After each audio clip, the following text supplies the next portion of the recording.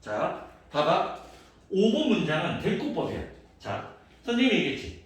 자, 어느 순간 영어가 좀 바뀌면서 단어의 사전적 의미보다 문맥상 의미가 더 중시됐어. 뭐 그거는 영어의 전통이기도 했지만 우리는 일반적으로 탤런트하고 지니어스를 뭐라고 하?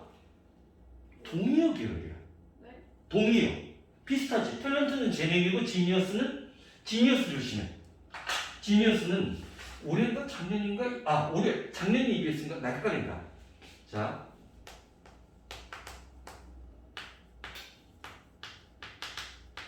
위에 게 맞아? 아래 게 맞아?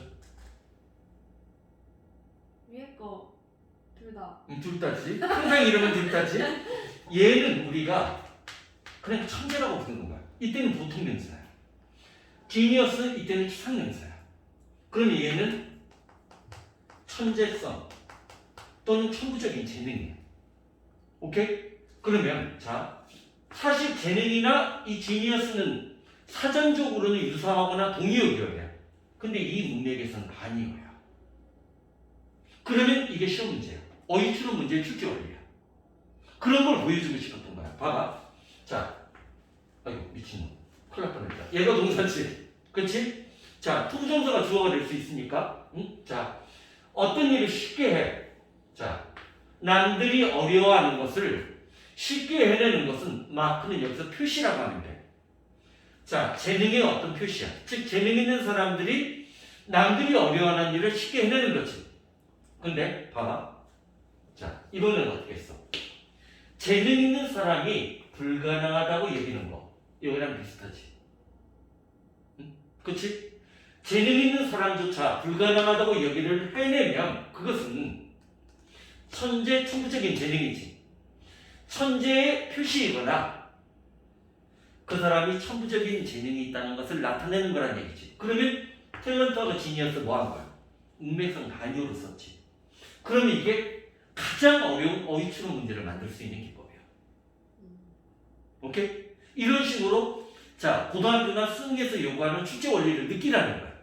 자, 그다음 얘는 자, 잘했어 그래도. 자, 일단 이 문장에서 동사가 누구야? 그치? 얘야. 그러면 자, 여기 봐. 여기까지 해서 우리가 주어가 될 수 있는 놈의 공통적인 특징. 선생님이 노래로 부른 거 기억나지? 명사, 대명사, 더 플러스 형용사, 부정사, 동명사, 명사절, that, what, 의문사. 딱딱딱 그거야. 그치? 여기 명사절 주어야. 그리고 얘가 동사인데 얘가 이상하지. 왜 이상해? 선생님이 사실 동사부터 먼저 찾아서 문제를 풀고 전체 주어의 성격을 파악한 요령을 만든 이유는 주어는 아까도 얘기했지. 명사, 대명사, 더 플러스 형용사, 투부정사, 동명사, 명사절, 대답문명사 너무 복잡해. 근데 동사는 자 여기 봐. 이게 절대적인 규칙이야. 영어에서 동사 나란히 나올 때 반드시 지켜야 되는 규칙. 첫 번째가 뭐야? 조동사 다음에 동사 원형 올 수 있지. 그치? 이게 첫 번째 규칙이야. 두 번째. 비동사 다음에 동사가 이어서 나올 수 있어. 그때 분사가 오는데 현재 분사가 오면 우리는 그걸 뭐라고 해? 진행형이라고 해. 반면에 과거 분사가 오면 우리는 그걸 뭐라고 해? 수동태라고 얘기해. 세 번째. 회부동사 PP. 이게 동사 나란히 나올 때 반드시 절대적으로 지켜야 하는 규칙이에요. 근데 여기 네 번째가 있어.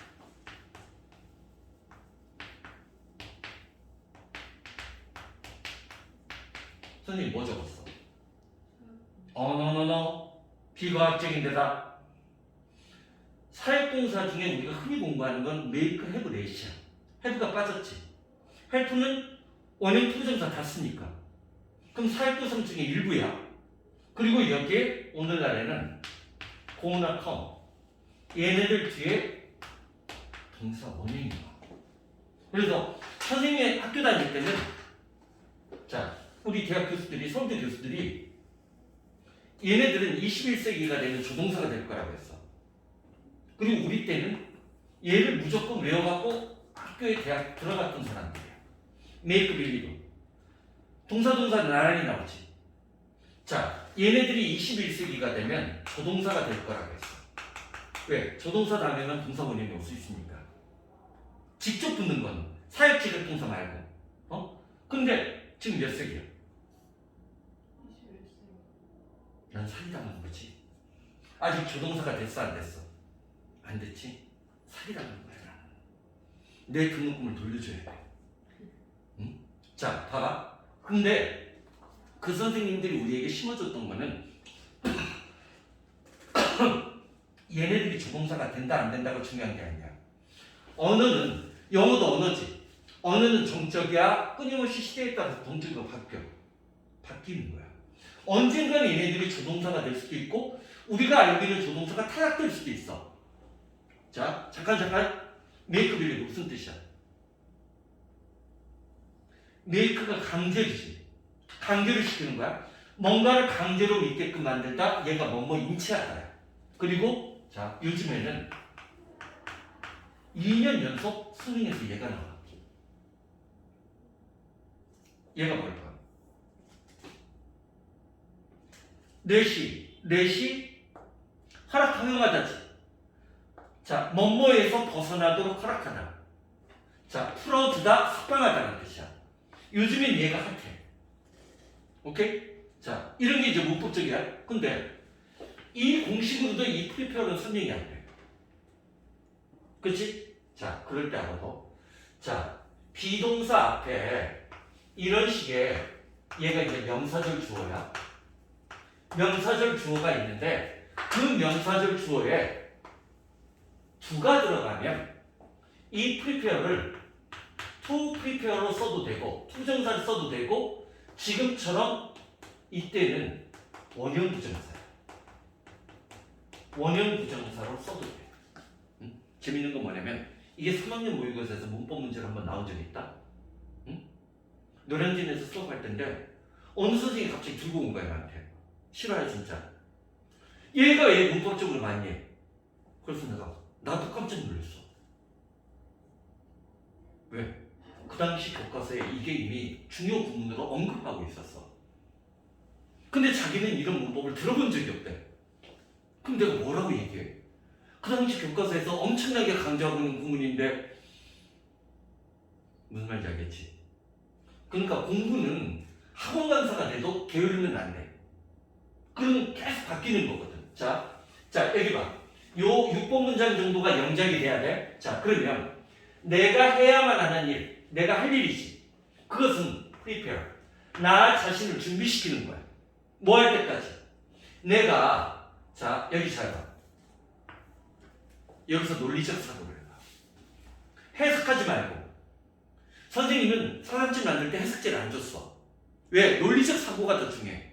사실 우리가 시험장에서 이거 일일이 다 해석하냐? 그 글이 이해되면 넘어가. 그 능력이 더 중요해. 자, 여기는 봐. 해야만 하는 일이니까 의무지. 걔는 능력이 더 가능이지. 내가 해야만 하는 일을 내가 할 수 있다는 사실을 내가 알 때까지 나 자신을 준비시키는 거지. 그러면 의무 능력이지. 그리고 여기는 인지지. 그때까지 뭐 해야 된다는 거야? 준비해야 된다는 거지.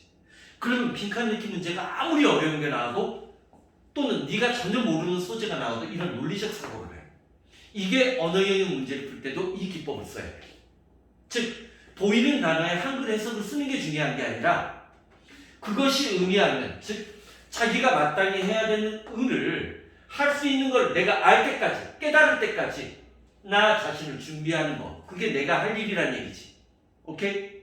자, 여기서 일단 한 템포 끊고 갈 거야. 그 다음 페이지, 말하는 그 다음 페이지 한번 미리 좀 봐봐.